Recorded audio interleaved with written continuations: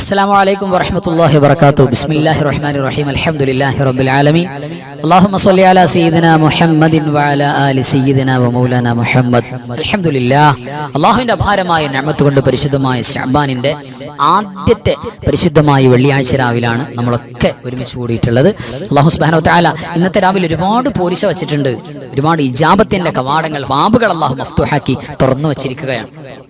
ഇന്ന് നമ്മുടെ മജ്ലിസിന് ഇന്നലത്തെ പോലെയല്ല, ഒരു മാറ്റുകൂടി, ഒരു പവിത്രമായ ഒരു മുഹൂർത്തം നമ്മുടെ മുന്നിലുണ്ട്. അത് മനസ്സിലാക്കിയിട്ട് വേണം നമ്മൾ ഇന്നത്തെ അമലുകൾക്ക്, ഇന്നത്തെ പരിശുദ്ധമായ ദിക്ർ ദുആ മജ്ലിസിന് പങ്കെടുക്കാൻ. അല്ലാഹു സുബ്ഹാനഹു വ തആല നമുക്ക് എല്ലാ പോരിശയും നൽകട്ടെ, വിജയം നൽകട്ടെ. ഒരുപാട് പേര് ദുആ ചെയ്യാൻ പറഞ്ഞിട്ടുണ്ട്. എല്ലാവരുടെ മുറാദും ഹാസിലാക്കട്ടെ, വിഷമങ്ങളൊക്കെ മാറ്റി ഫറഹും സുറൂറും അല്ലാഹു പ്രദാനം ചെയ്യട്ടെ. നമുക്ക് ജന്നത്ത് അല്ലാഹു നൽകട്ടെ. നമ്മുടെ മരിച്ചുപോയ വേണ്ടപ്പെട്ട എല്ലാവരുടെയും ഖബർ സന്തോഷത്തിലും റാഹത്തിലുമാക്കട്ടെ. ആമീൻ യാ റബ്ബൽ ആലമീൻ. നമുക്ക് പരിശുദ്ധമായ സൂറത്ത് ദുഖാനിന്റെ ആദ്യത്തെ 8 ആയത്തുകൾ ഇൻഷാ അല്ലാഹ് പാരായണം ചെയ്യാം. 15 വട്ടമാണ് ഓതേണ്ടത്. ബർക്കത്തിന് വേണ്ടി നമ്മൾ ഒരു വട്ടം ഓതാണ്. മജ്ലിസ് കഴിയുമ്പോൾ ബാക്കിയുള്ള എണ്ണം നമ്മൾ പൂർത്തീകരിച്ച് തെറ്റുകൂടാതെ ഓതണം എന്നുകൂടെ ഓർമ്മപ്പെടുത്താണ്. അല്ലാഹു സുബ്ഹാനഹു വ തആല എന്തെല്ലാം മഹത്വമാണ് ഇതിന് വെച്ചിട്ടുള്ളത്, ആ മഹത്വം മുഴുവനും നമുക്ക് നൽകട്ടെ. ഇന്ന് നമ്മുടെ ദുആക്ക് അല്ലാഹു പ്രത്യേകം ഇജാബത്ത് നൽകട്ടെ. ആമീൻ യാ റബ്ബൽ ആലമീൻ. നമുക്ക് സൂറത്ത് ദുഖാനിന്റെ പാരായണത്തിലേക്ക് കടക്കാം. അഊദു ബില്ലാഹി മിനശ് ശൈത്വാനിർ റജീം.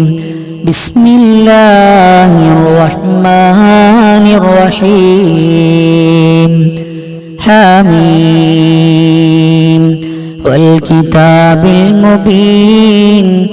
ഇന്നാ അൻസൽനാഹു ഫീ ലൈലത്തിൻ മുബാറകah.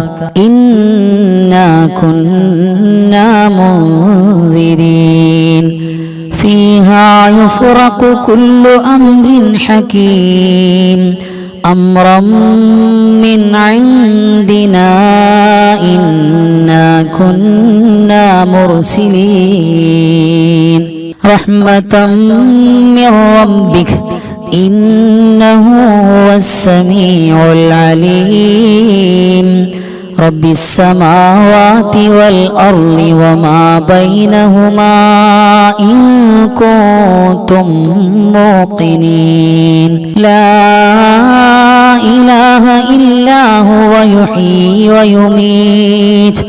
ربكم ورب آبائكم الأولين. صدق الله مولانا العظيم. തഖബ്ബൽ അല്ലാഹു സുബ്ഹാനഹു വ തആല നമ്മുടെ ഖിറാഅത്ത് സ്വീകരിക്കട്ടെ, കുറ്റമറ്റതായി ഖബൂൽ ചെയ്യട്ടെ. നമുക്ക് ബാക്കി കൂടെ ഓതിയിട്ട് നമ്മുടെ കാര്യങ്ങൾ അല്ലാഹുവിനോട് തുറന്ന് ചോദിക്കാൻ, ദുആ ചെയ്യാൻ അല്ലാഹു നമുക്ക് അവസരം നൽകട്ടെ. ആമീൻ യാ റബ്ബൽ ആലമീൻ. അൽഹംദുലില്ലാഹ്. ഇനി നമുക്ക് പ്രത്യേകം ഓതേണ്ട ദിക്ർ, ദുആ, പരിശുദ്ധമായ സ്വലാത്ത്, അതിലേക്ക് നമുക്ക് കടക്കാം. എല്ലാവരും ആത്മാർത്ഥമായി എൻ്റെ കൂടെ ചേരുക. ലാ ഇലാഹ ഇല്ലല്ലാഹ് ലാ നഅബുദു ഇല്ലാ ഇയ്യാഹ് മുഖ്ലിസീന ലഹുദ്ദീൻ. لا إله إلا الله لا نعبد إلا إياه مخلصين له الدين.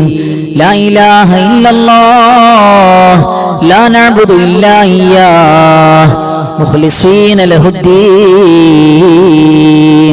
തഖബ്ബൽ അല്ലാഹ്. അൽഹംദുലില്ലാഹ്. അല്ലാഹു സ്വീകരിക്കട്ടെ. അല്ലാഹുവിന്റെ കൂലി മുഴുവനും നമുക്ക് നസീബാക്കട്ടെ. ആമീൻ യാ റബ്ബൽ ആലമീൻ. ഇനി പരിശുദ്ധമായ റജബിലും ശഅബാനിലും ബറക്കത്ത് അല്ലാഹുവിനോട് ചോദിച്ചു വാങ്ങിയിട്ട് ആഫിയത്തോടെ റമളാനിലേക്ക് എത്താൻ ആഗ്രഹിക്കുന്നവർ നബി സല്ലല്ലാഹു അലൈഹി വസല്ലം തങ്ങളുടെ ഒരു ദുആ ഏറ്റു ചൊല്ലണം. പതിവായി ചൊല്ലണം. നമ്മൾ പഠിച്ചവരാണ്, ചൊല്ലുന്നവരാണ്. ആ ദുആയാണ് ഇനി നമുക്ക് ബറക്കത്തിന് വേണ്ടി ഒരു 3 വട്ടം ചൊല്ലാനുള്ളത്. എല്ലാവരും കൂടെ ചൊല്ലാം. അല്ലാഹുമ്മ ബാരിക് ലനാ ഫീ റജബി വ ശഅബാൻ വബല്ലിഗ്നാ رمضان. اللهم بارك لنا في رجب وشعبان وبلغنا رمضان. اللهم بارك لنا في رجب وشعبان وبلغنا رمضان. തഖബ്ബൽ അല്ലാഹ്. അല്ലാഹു സ്വീകരിക്കട്ടെ, ഖബൂലാക്കട്ടെ. ഇനി നമുക്ക് ദിക്ർ, സ്വലാത്ത് മജ്ലിസിലേക്ക് കടക്കാം. ഫഅലം അന്നഹു അഫ്ളല ദിക്ർ ലാ ഇലാഹ ഇല്ലല്ലാഹ് ലാ ഇലാഹ ഇല്ലല്ലാഹ് ലാ ഇലാഹ ഇല്ലല്ലാഹ് ലാ ഇലാഹ ഇല്ലല്ലാഹ് ലാ ഇലാഹ ഇല്ലല്ലാഹ് ലാ ഇലാഹ ഇല്ലല്ലാഹ് لا إله إلا الله لا إله إلا الله لا إله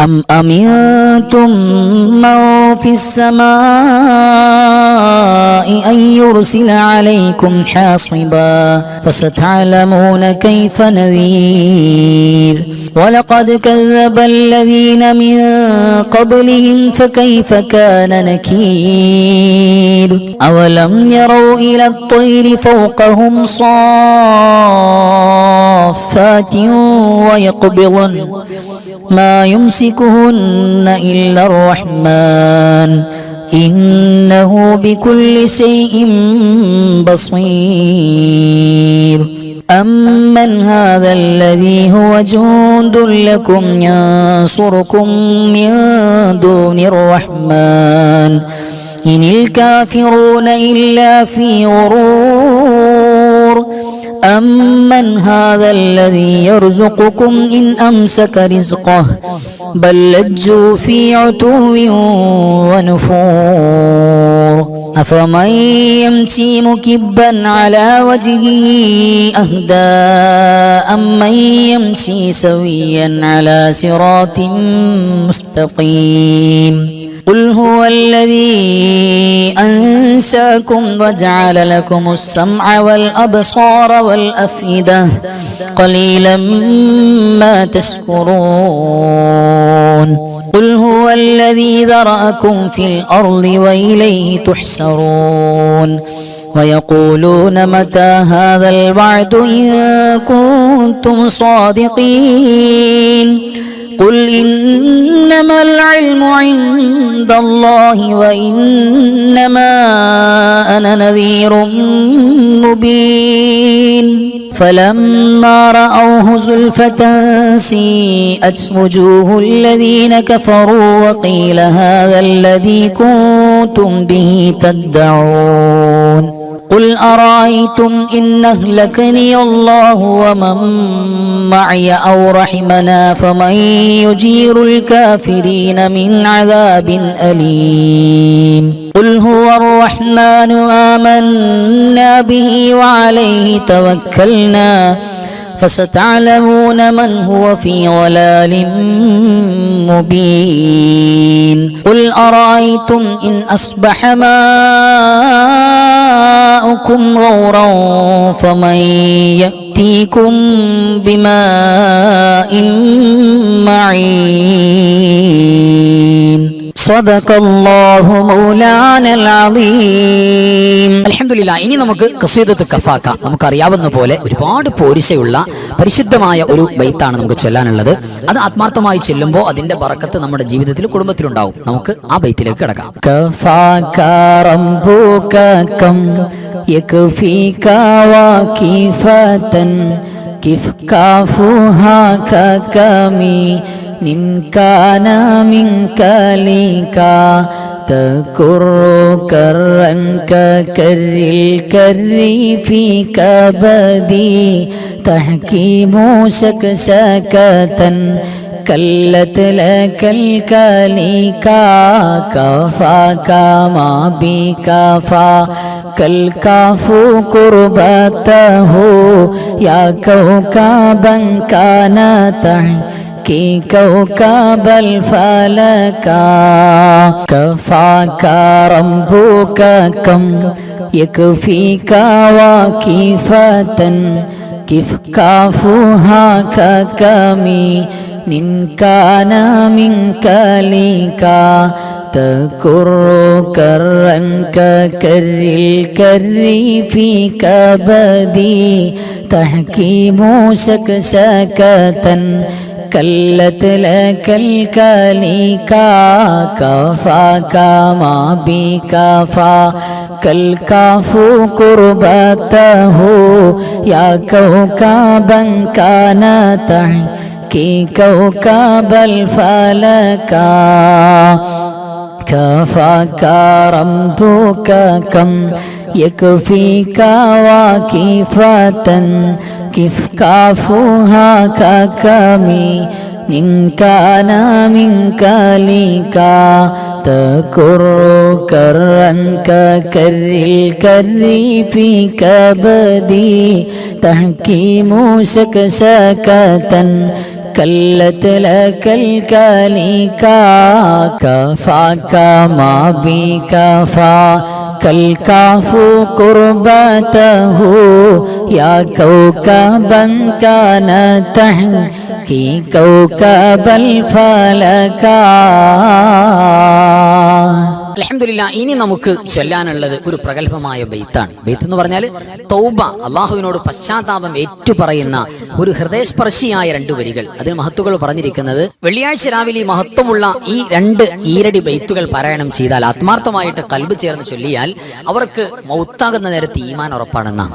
ഈമാനിലല്ലാതെ മരണപ്പെടൂല എന്ന് ഉറപ്പ് മഹാന്മാർ പറഞ്ഞിട്ടുള്ള വളരെ മഹനീയമായ പരിശുദ്ധമായ ഇലാഹി ലസ്തുലിൽ ഫിർദൗസി അഹ്ല നമുക്കൊക്കെ അറിയാവുന്നതാണ്, സാധാരണ നമ്മൾ ചൊല്ലാറുള്ളതുമാണ്. അപ്പോൾ ആ ബൈത്താണ് ഇനി നമുക്ക് ആത്മാർത്ഥമായി ചൊല്ലാനുള്ളത്. എല്ലാവരും എൻ്റെ കൂടെ ചൊല്ലാം. ഇലാഹി ലസ്തുലിൽ ഫിർദൗസി അഹ്ല വലാ അഖ്വാ അലാ നാരിൽ ജഹീമി فهب لي توبة واغفر ذنوبي فإنك غافر الذنب العظيم.